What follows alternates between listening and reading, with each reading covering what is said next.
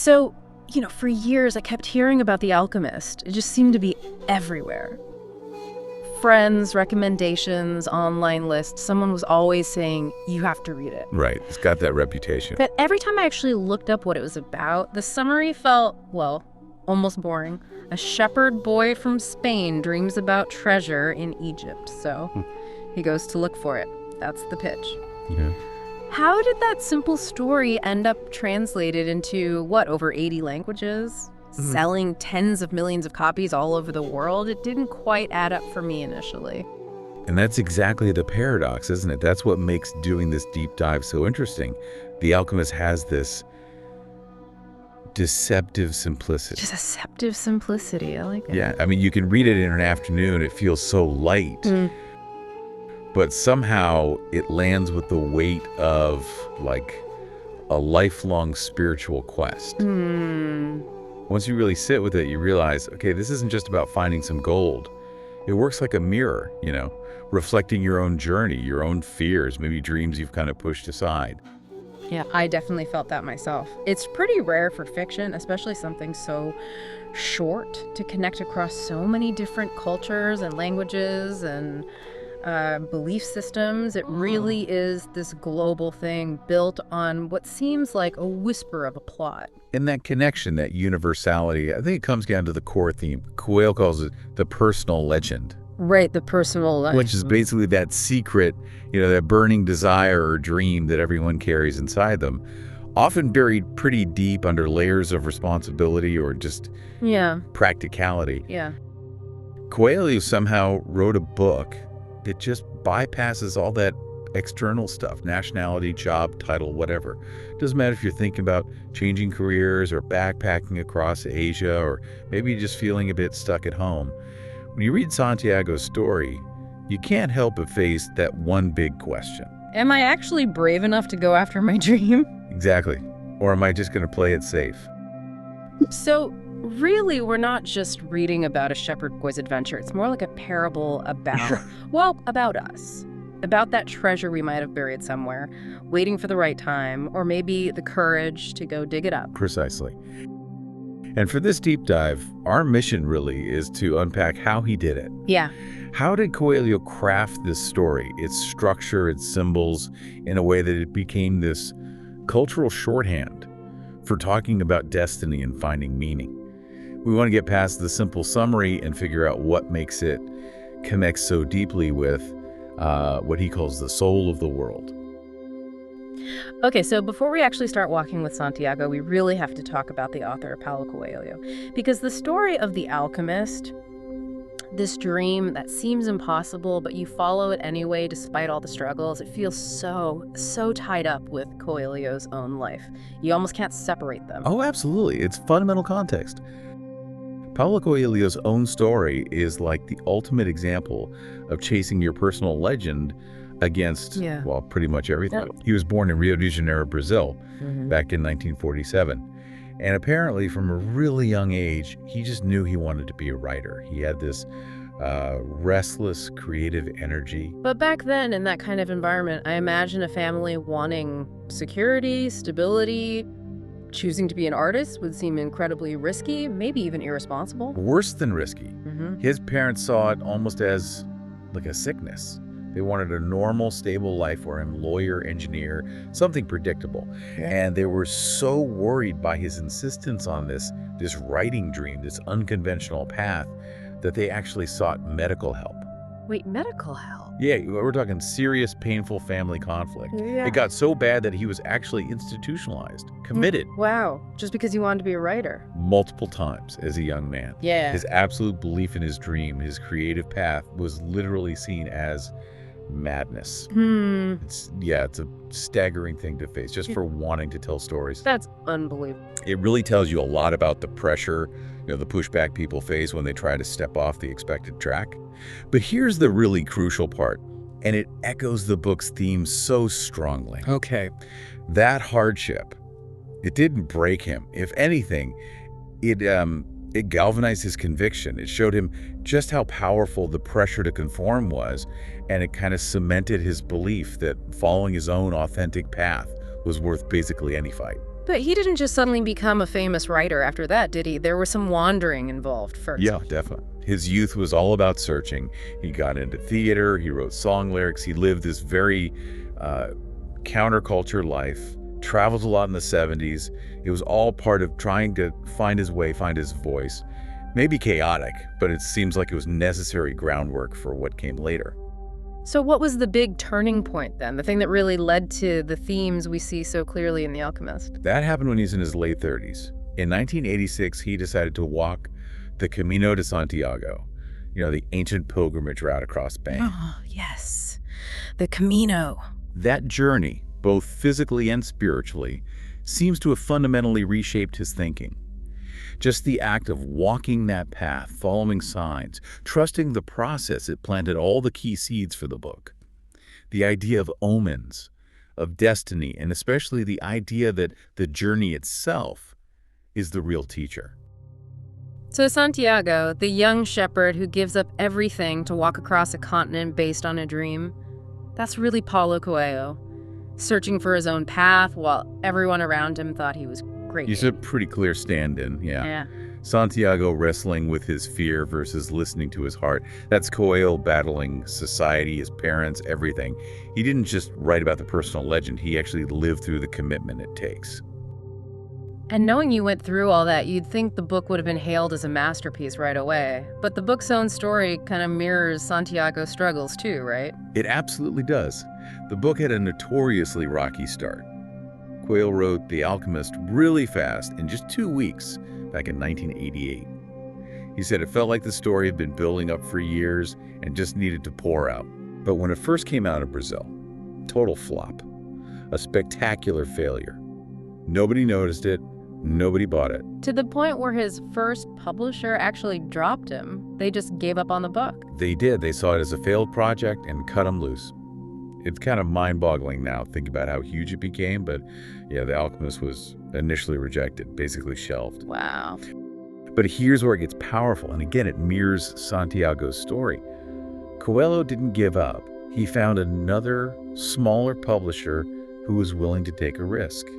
And then slowly, really quietly, just through people telling other people, the book started to spread. Just word of mouth. Pure word of mouth. It wasn't some big marketing campaign. It was just one person finding something meaningful in it and sharing it with someone else. And that slow build eventually caught fire. Exactly. That slow burn turned into this massive global phenomenon. Now you look at the numbers translated into over 80 languages, sold more than 65 million copies. It found an audience the first publisher couldn't even imagine. And then came the moment when it sort of jumped from being just a book to being, well, a cultural symbol. When famous people started talking about it. Yeah, that was a huge turning point. When you had people like, say, Bill Clinton being photographed with it, or major stars like Will Smith or Madonna publicly saying it changed their lives. Right. It suddenly elevated the book beyond just literature, became this shared symbol. It showed that these ideas about destiny, courage, following your heart, they resonated not just with spiritual seekers, but with people at the very top of their game globally. It's actually quite poetic, isn't it? The book itself lived the very story it tells. A dream that seemed fragile, got rejected, faced doubt and hardship, but eventually found its own kind of massive worldwide treasure. The journey really was the transformation for the book, too. And that struggle makes the message feel earned, authentic. Coelho had to live the courage he was writing about. That's the key context for anyone listening. The author's own life kind of validates the journey in the novel. Okay, so now that we have that backdrop of the author's own intense journey, let's actually walk into the story itself. Let's look at Santiago's path. Because this simple narrative structure holds so much wisdom, not just in the big message, but in the specific challenges and temptations he encounters along the way. Right, the story kicks off with this subtle tension. Santiago's actually pretty content being a shepherd. He likes his sheep, he gets to travel, he knows his routine, it's comfortable. But then he has this recurring dream about treasure hidden near the pyramids in Egypt. That dream is the first little nudge, the first call. But it's the old king, Melchizedek, who really makes it official. the mysterious king of Salem, who just sort of appears and introduces this whole concept of the personal legend. He's the one who makes Santiago really face it. Exactly. Melchizedek is like the divine push. He convinces Santiago to sell his sheep, literally sell his safety net, his familiar life, and just step out into the total unknown. A huge decision. Massive. And the moment he commits, bam, the trials begin immediately. He gets to Tangier in Morocco, and almost straight away he's robbed, loses everything, left totally alone and betrayed. And that first big setback is so important, isn't it? Because that's the universe testing him right out of the gate. Does he give up and go home, or does he push on? It's the first real test, the first crucible. And instead of turning back, he finds work with the crystal merchant. And this part of the journey is crucial because the crystal merchant represents something really seductive. The lure of just settling, comfortable mediocrity. Exactly that. The merchant is a decent guy, he offers stability, but he's completely stuck. He has this lifelong dream of going to Mecca, but he never does it. He's afraid. Afraid of what? Failing. Or maybe even afraid of succeeding and having nothing left to dream about. Both, probably. Fear of change, fear of disappointment. He's basically abandoned his own personal legend because it felt safer to just keep it as a fantasy. He's like the walking cautionary tale in the book. And Santiago spends a whole year working for him, right? He actually gets back on his feet financially. He does. He earns enough money to buy double the sheep he had before, enough to go home and be even more comfortable than he was, and he almost does it. He's tempted by that safety, that restored material comfort. But something pulls him forward again. That nagging feeling. The memory of the omens, the feeling that he hasn't finished what he started. Yeah. So he makes another huge choice. He gives up the safety of the shop for the danger and uncertainty of the desert caravan. So the journey isn't just about overcoming obstacles, it's also about resisting the temptation of good enough. Absolutely. And once he joins the caravan heading into the desert, the type of guidance he receives changes. He meets the Englishman. Right, the guy obsessed with finding the alchemist, buried in his books. Yeah, the Englishman represents trying to find wisdom purely through intellect, through books, through theory. He thinks he can read his way to understanding alchemy. But the desert doesn't care about books. It demands practical wisdom, intuition. Which leads Santiago eventually to the key figures in the desert, Fatima and the alchemist himself. Let's talk about Fatima first. She represents another major challenge, doesn't she? The challenge of love. She does. Fatima, the woman he meets at the oasis, she represents this incredibly powerful, beautiful alternative path. He falls deeply in love, and for a moment he thinks maybe she is his treasure. He considers staying. Another temptation to stop the quest. A big one. But Fatima herself understands the personal legend. She refuses to be the reason he abandons his dream. She essentially tells him that true love wouldn't hold him back, it would support his journey. If their love is real, it will endure. That's such a powerful idea, that real partnership requires each person to pursue their own fulfillment. It's a very mature perspective on love. And then finally, the ultimate guide appears. The alchemist. Okay. The alchemist is the embodiment of lived wisdom. He pushes Santiago beyond just looking for physical treasure. He forces him to rely on intuition, to read the signs in nature, to really understand what Coelho calls the soul of the world. And this is where the desert itself becomes more than just landscape. It's like a character in the story. It strips everything away: comfort, ego, reliance on others. What does the desert teach him that he couldn't learn anywhere else? It teaches him silence. Deep, profound silence. In that vast emptiness and constant low-level danger, there are no distractions. He's forced to confront himself, to listen inwardly, and that's where he starts to grasp the language of the world. The idea that everything is connected. Yes, that hidden interconnectedness. The desert isn't just an obstacle, it's like a living textbook. Every hawk circling, every gust of wind, every chance encounter, they're all omens, messages, if he learns how to read them. So he goes through these external trials, robbery, hardship, then the internal temptations, settling for comfort, settling for love, and finally the biggest test is learning to communicate with the world itself. Exactly. And the climax is just brilliant. The Alchemist basically throws him to the wolves, telling the tribal warriors that Santiago can turn himself into the wind. Which sounds impossible. Totally impossible. But Santiago is forced to try to save his life. He has to truly tap into that language of the world, communicate with the desert, the sun, the wind, and he does it. It's this moment where sheer terror transforms into this incredible act of faith and courage. That confirms his transformation is complete. And after all that, he finally gets to the pyramids. Finally. Only to be attacked and beaten by some thieves while digging for the treasure. Yeah, the absolute lowest point. Betrayed again, physically hurt, his dream ridiculed. It seems like it was all for nothing. But then comes the final twist. The ultimate irony. As the thieves are leaving, one of them mocks him and says something like, "You idiot, I had a recurring dream 2 years ago about treasure buried under a ruined church with a sycamore tree growing through it back in Spain." Right where Santiago started his journey. Under the exact tree where he used to sleep with his sheep. Exactly. The physical treasure was waiting for him back home the entire time.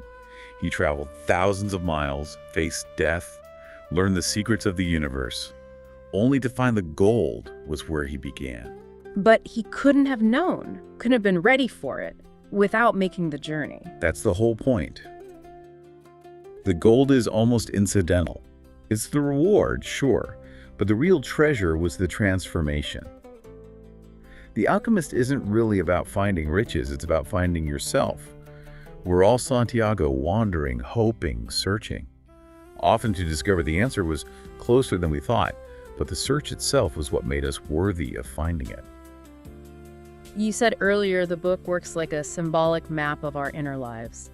I think that's spot on. That's what makes it stick, right? The symbols are the things that give you those aha moments, the things you remember long after you finish reading. Absolutely.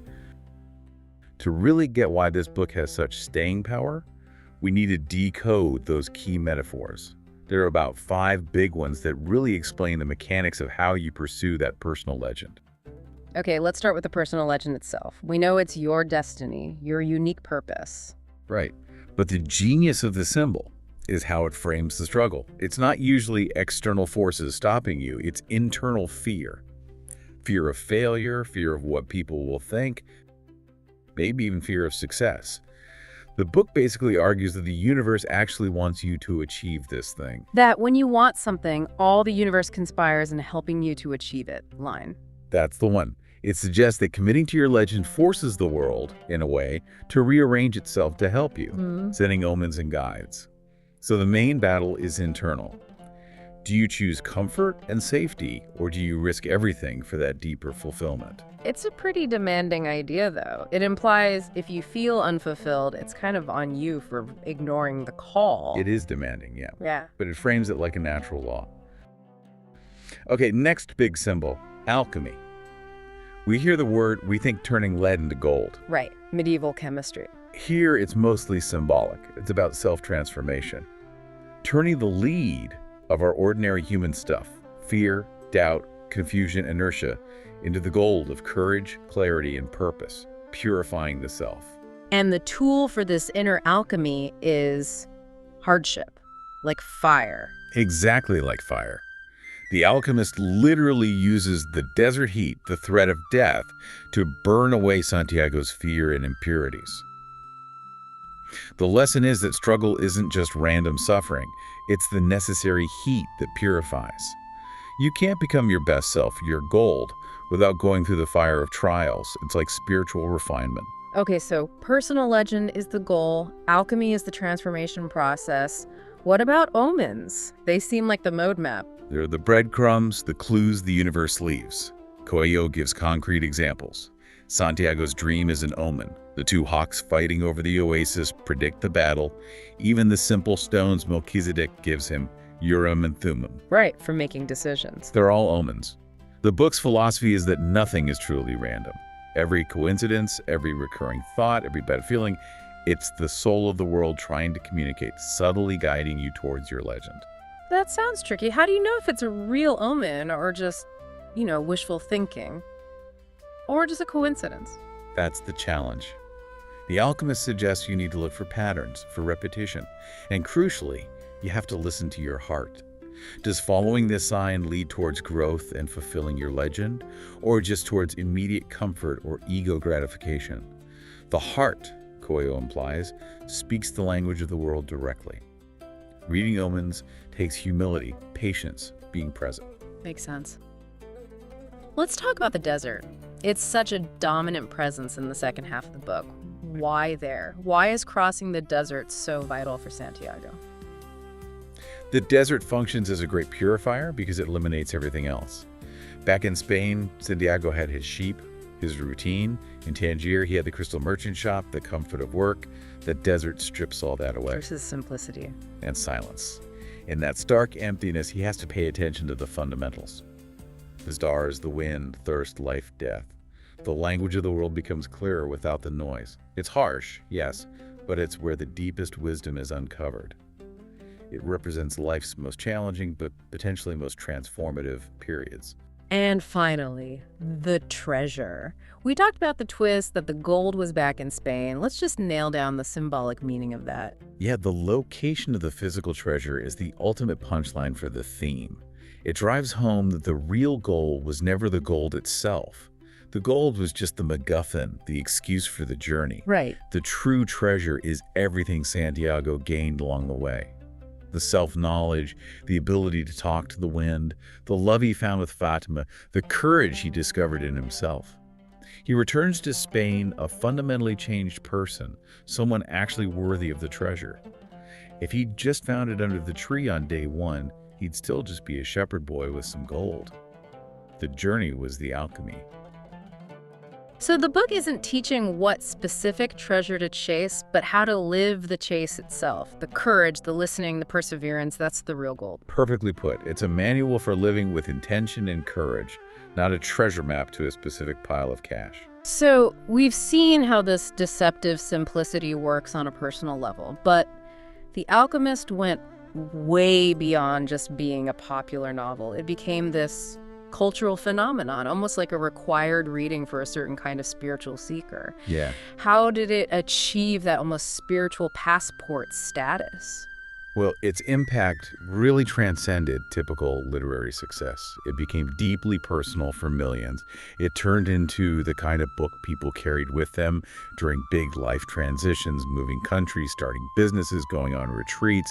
It tapped into this very modern, often secular longing for meaning, for purpose that, maybe traditional structures weren't fulfilling for everyone. It sounds like it gave people a common language to talk about these deep things, maybe outside of organized religion. Exactly. It acted as this kind of bridge. People from completely different backgrounds, spiritual, religious, agnostic, atheist, could suddenly talk about omens or their personal legend or the soul of the world, using Coelho's terms. Well, It created a shared vocabulary. Yeah. When you heard celebrities or CEOs talking about pursuing their personal legend, that phrase instantly meant something specific. Ambition driven by deep inner purpose, not just money or fame. It became cultural shorthand. it definitely embedded this really optimistic philosophy into the culture, didn't it? This idea that if you just commit, if you take the risk, the universe itself will actively help you out. That's the absolute core of its appeal, that conspiring universe idea. It's incredibly empowering, isn't it? It basically says, trust your gut, take the leap, and the support system will appear. Yeah. It encourages radical faith and intuition over just, rational calculation. And that resonated hugely with entrepreneurs, artists, travelers, anyone feeling boxed in by convention. Okay, that kind of massive influence, and let's be honest, that level of simplicity, it's bound to attract some serious criticism too. For a deep dive, we have to look at that other side. Not everyone finds it profound. Some people find it, simplistic.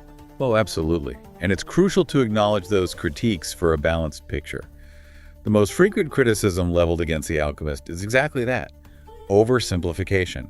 Critics often dismiss it as, fortune cookie philosophy. Self-help masquerading as a novel, I've heard that one too. Precisely. The argument is that it offers easy, feel-good answers to incredibly complex life problems, maybe glossing over the real difficulties and systemic barriers people face. And what about from a purely literary standpoint? From a literary perspective, critics often point to the style. They find the prose too plain, maybe even simplistic. The characters are seen as allegorical figures, symbols, rather than complex, psychologically deep individuals. The narrative relies heavily on parables and straightforward lessons, rather than, say, nuanced ambiguity or intricate plot construction. So for some critics, it lacks the depth and complexity they look for in great literature. Exactly. If you value intricate prose, deep character studies, moral ambiguity, this book might feel unsatisfying. Right. But on the other hand, for readers seeking clarity, inspiration, and resonant symbols, that very simplicity is its greatest strength. It's a deliberate choice. Universal message over stylistic complexity. Okay, and there's another layer of critique too, isn't there? The ethical concern. The idea that this focus on the personal legend might actually encourage a kind of selfishness. Yes, that's a really significant one. This critique questions the potential social impact of the philosophy. Does focusing so intensely on your dream, your destiny, encourage a kind of hyper-individualism? Does it downplay our responsibilities to others, family, community, society? Because Santiago does leave his flock, he leaves the crystal merchant, he's prepared to leave Fatima, all to follow his dream. Right, so the question becomes, is the pursuit of your personal legend a justification for potentially neglecting other duties or relationships? Critics argue that in a world with so much inequality and interdependence, a philosophy centered on the universe conspiring to help you might feel, well, a bit privileged. Or maybe it overlooks the real structural challenges that prevent many people from even dreaming, let alone chasing those dreams. That's a necessary counterpoint. It definitely adds friction. It does. And it highlights that whether you find the book life-changing or dangerously naive, its impact is undeniable. It forces readers, millions of them, to grapple with these huge questions about purpose, risk, meaning, and how we balance our own desires with our connection to the world around us. So the controversy itself kind of proves its power, in a way. It makes you take a stand on what destiny means to you. Exactly. It sparks the very conversation it's trying to explore. So pulling all this together, this deep dive really shows that The Alchemist's incredible reach wasn't just luck. It's this masterfully crafted, deceptively simple story about inner transformation. We've looked at Coelho's own struggle, Santiago's journey through trials and temptations, the power of those core symbols, and the main takeaway feels pretty clear. Yeah, the reason it lasts, I think, is because it taps into something fundamental. It reminds us that the treasure we're often searching for, whether it's purpose, fulfillment, love, wisdom, is usually found within us, or was maybe waiting for us where we started. But you can't access it, you're not ready for it, without the journey itself. Without the hardships, the alchemy of the struggle, the silence forced by the desert. That's what shapes you into the person who can recognize and receive the treasure. The journey is the point.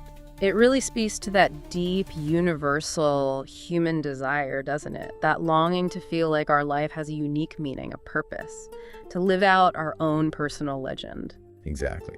And that's the core of Coelho's message, summed up in that famous line we mentioned. Commit to your dream, and all the universe conspires in helping you to achieve it. It's a call for radical faith, faith in yourself, and faith in the responsiveness of the world. So the final question the book kind of leaves hanging in the air, the one we really want to leave you, the listener, thinking about is this. If we entertain the possibility that the universe is actually waiting to help, do we have the courage to stop endlessly calculating the odds and just listen, to really listen to our heart when it whispers, maybe faintly at first, about where our true treasure might lie? Find your own desert, learn to read your omens, and maybe, just maybe, begin your own alchemy.